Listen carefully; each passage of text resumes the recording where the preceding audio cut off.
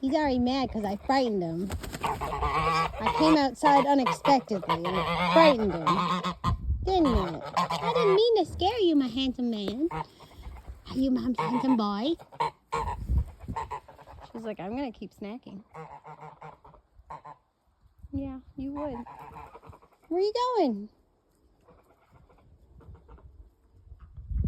Oh, the chickens are down there.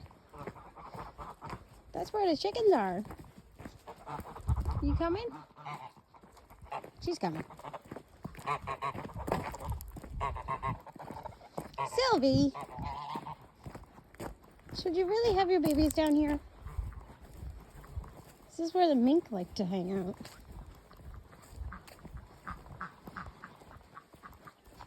Sylvia.